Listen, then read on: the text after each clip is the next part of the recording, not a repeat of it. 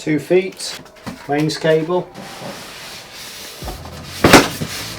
remote control and accessories pack,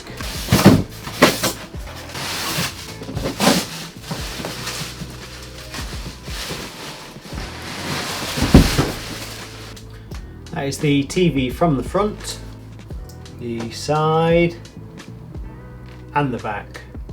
Remote control and accessories pack,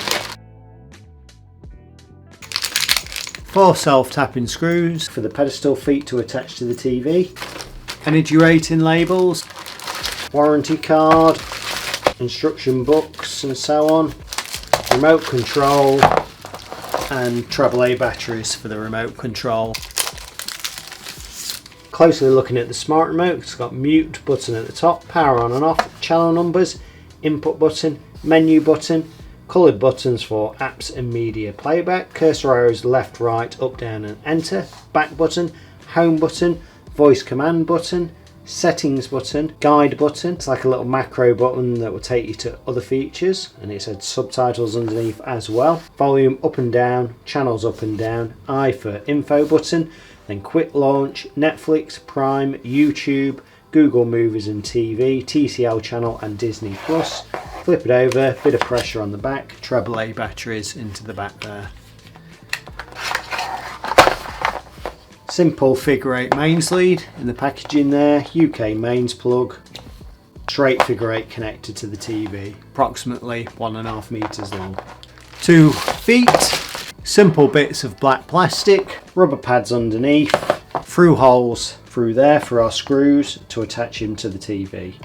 Symmetrical, so there is no left and right or backwards and forward. On the box, large flat surface bigger than the screen, so there's no pressure on there. And just to point out before I go any further, all your connections or inputs are this side, and the AC or mains in is here on that side. Feet are attaching down here.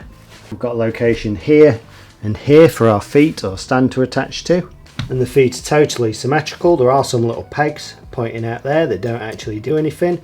We can see we've got some plastic holes there, and our foot's just going to go on there.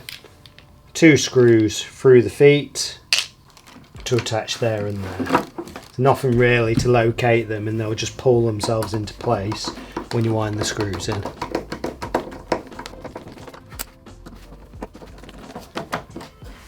Nice and solid. Same for this side.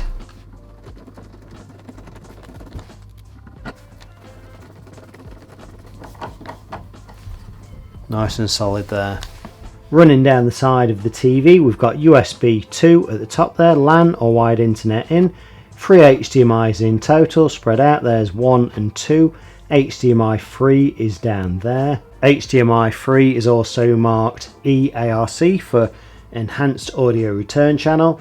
HDMI cable from there to your audio device. The audio device will turn on and off automatically with the TV. Do the volume on the TV remote, it will control your audio device and make it all automatic. Terrestrial aerial in, satellite in, digital optical audio out, and USB 3 socket there marked at 9 volts, 0.9 amps. Also CI card slot reader there as well. As I mentioned earlier, AC or mains input there on the opposite side. Onto the dimensions, 2 cheap plastic feet for the stand. Not ideal for most people, so I'll put a card up wherever now. You can put a central replacement base on these, fairly cheap, and it will twist and turn. You can set the height as well. But anyway, as it is, width for those feet, about 85 centimeters across, or 33 1/4 of an inch. Depth of those feet, 28 centimeters or 11 inches. Height of the TV to the bottom of it from whatever it stood on, about 60 millimeters, although that protrudes maybe up to that sticky out bit, probably infrared sensor or whatever. It's about 53 millimeters. Width across the top, this is the 50-inch version, 111 centimeters or 43 3/4 of an inch. VESA mounts are 300mm by 300mm apart. M6 bolts, probably 10 to 20mm with some washers will be fine. Bottom of the TV to the centre of that first VESA mount hole, approximately 63mm or maybe 2.5 inches. Thickness wise, it is quite a chunky TV, about 72mm. TV is now connected to wired internet, aerial and mains, also HDMI from my Sky Q box. Tons of plastic on the front, so I'll take a minute peeling all this off.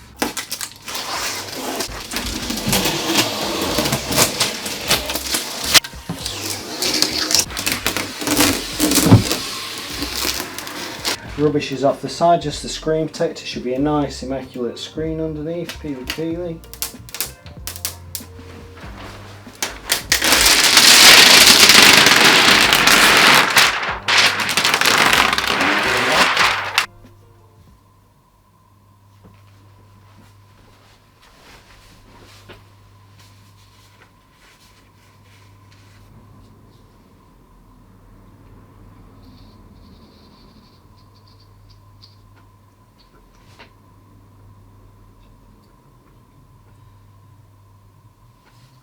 Okay, so English UK, United Kingdom for me. I'm going to set up Google TV just so we can see the full home screen.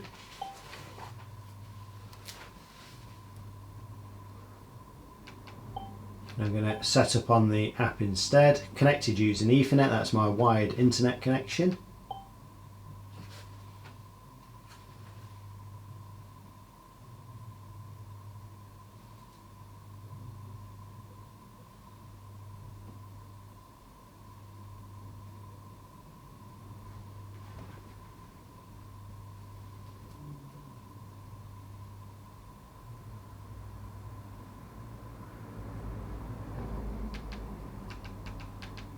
So pop your email in for your Gmail account. If you haven't got one, it's free to create one.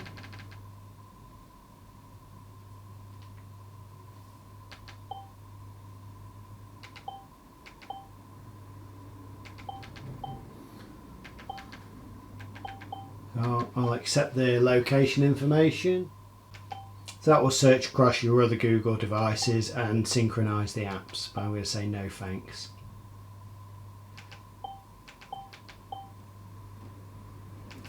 And that's about personalised results and recommendations. It's not bad actually, because I suppose it will tailor things to you based on searches and whatever, but I'll say no for the demo.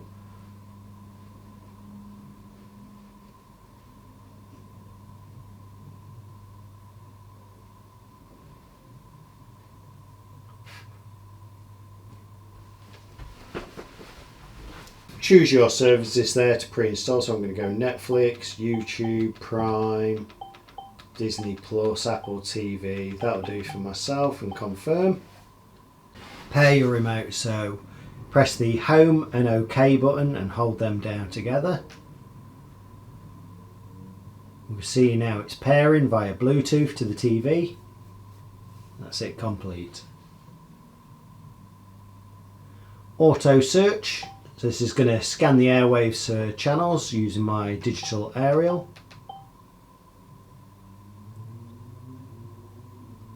So I'll come back in 5 when this is complete.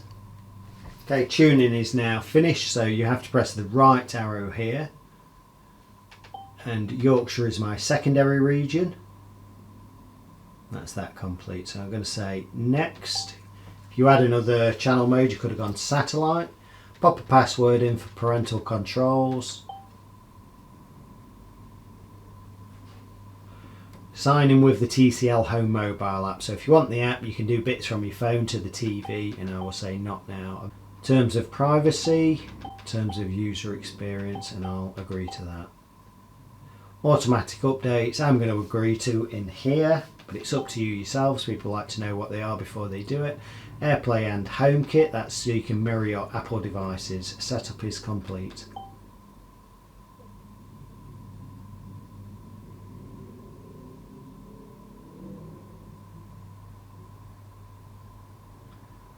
We'll see how quick this goes. The TC8 was like lightning doing this bit. This seems quite a fair bit slower.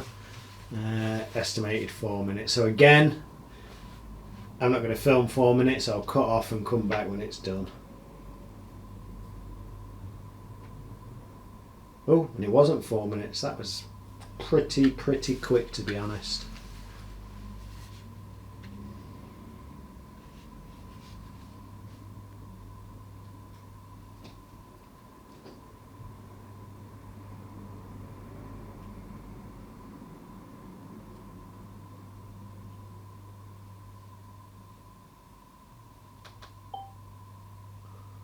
Okay, because I'm signed into my Google account, it's asked me where it is. I'm going to say living room.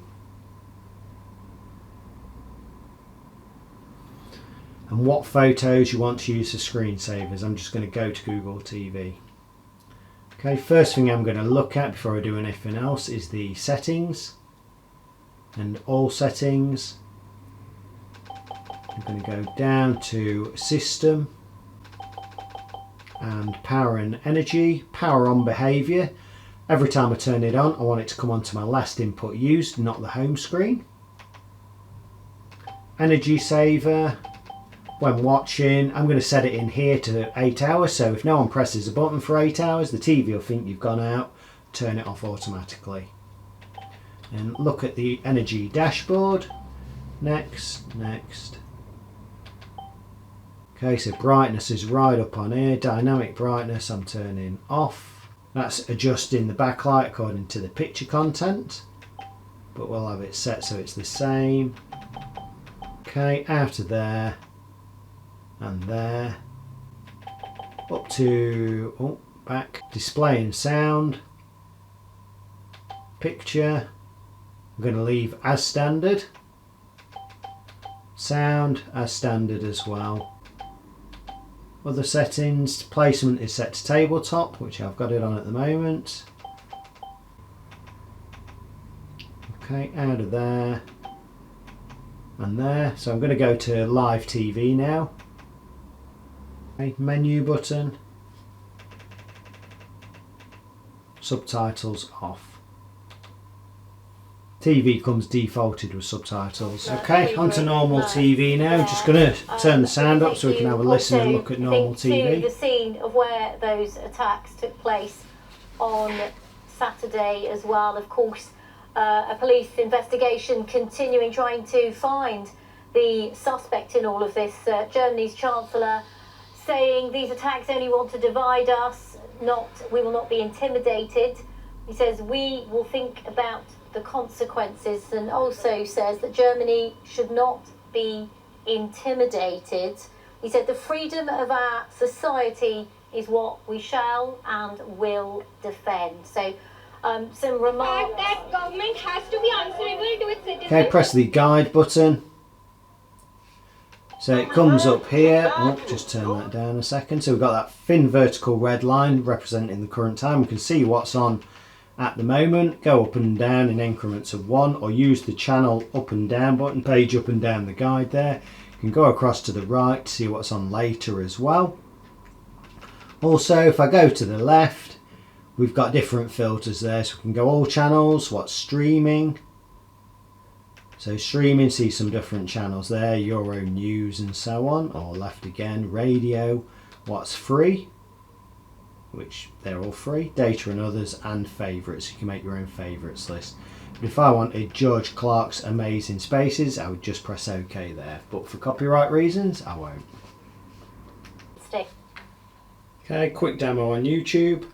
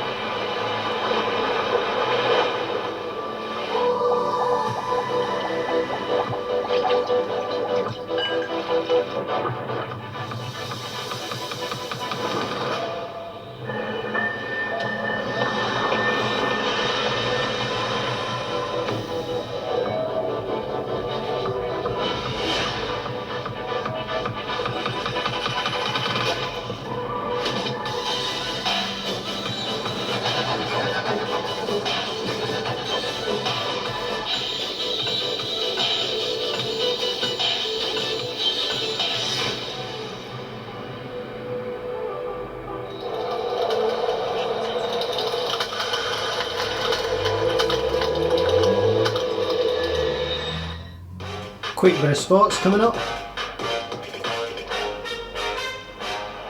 Stadium in Singapore, they take on the Italian champions, Juventus. Spurs include the likes of Dele Alli, Heung-min Son, And Toby Alderweireld to their starting 11. Juventus versus Tottenham Hotspur, a fixture many in his kind of area. Humans on for Spurs. Clark slipped it in. In terms of form from that moment on. It's a Mandzukic great ball, and he directed it to the corner. And those two working again. 4-on-3 here for Spurs. Son, well laid off, and Buffon makes a fine save. He's counted in by Eric Lamela. Troy Parrott denied on the first attempt, but Lamela was there to beat Buffon. Spurs have been the better team, and on the half hour they lead Juventus. The foul to me on the edge of the penalty area. We play on. I believe it was. And Pjanic, Higuain, well worked. Gonzalo Higuain goes it, and he has a true finisher, and he's done it against Tottenham Hotspur before in the Juventus shirt. The man back from Chelsea has made it Juventus 1. DeCilio up against Walker Peters. A good cutback, and it's deflected into the net. And Ronaldo has his goal, and Juventus have turned this around. They now lead by 2 goals to 1. And there is the iconic celebration of Cristiano Ronaldo. Cesar to win the ball in the Juve half, and what a pass for Lucas Moura. He's assisted the equaliser. Spurs are back level against Juventus. Great work by Ndombele, and Lucas Moura has stabbed it into the net. What an immediate impact. Brilliant work again by Walker Peters. Boy, he was excellent in terms of his hold-up play. I can see him being there was an opportunity here. Kane, what a goal! What a goal to win it! Szczesny's caught out. Harry Kane has scored the goal of this tournament. That is extraordinary. Tottenham Hotspur 3, Juventus 2. How did he come up with that? Very special indeed. That is it. Okay, pretty cool. So we're going to come out of all that back to the home screen. So at the top we've got a search icon, home, movies, shows, apps, and some TCL stuff there as well. Screensavers and quick settings. If I go down, some recommendations from different providers, popular shows, again from different providers, crime shows, news shows, trending on Google, dramas, cartoons, sitcoms, reality. If you like 1923, love shows, comedies, shows set in the UK, and many more. So loads and loads of content recommendation there. Press the home button again to get to the top. Oh, home button he says. If I go to apps, you can see what we've got there to be installed or already installed. TV, Netflix, Prime, iPlayer, ITVX, All4, My5, Disney Plus, YouTube, TCL Channel, Tubi, BBC Sounds, YouTube Music, User Guide, Quick Panel, T-Solo, TCL Home, T-Exhibition, Safety Guard, Magic Connect, works with Alexa, Media Player and Apple TV. So plenty of apps on there. Obviously I've signed into my Google account so I can see them all. I can also download more. So all in all, average sort of TV. I mean, it's at an entry level price really, £409 at the moment in the UK for the 50-inch model. To be honest, it performs quite well. It's nice and responsive. Downloads are nice and quick. Everything works well on it. It's not sluggish at all. Picture's not bad. Bright stuff looks very good. Dark stuff, you can see backlight bleed, but I mean, for 409 quid, you're going to expect a bit of that on an LCD. Sound, a bit hollow and tinny, but again, you can add a sound bar to that. So for a cheap TV or someone gaming in the room, for the value for money, I think it's quite good. And that is all for now.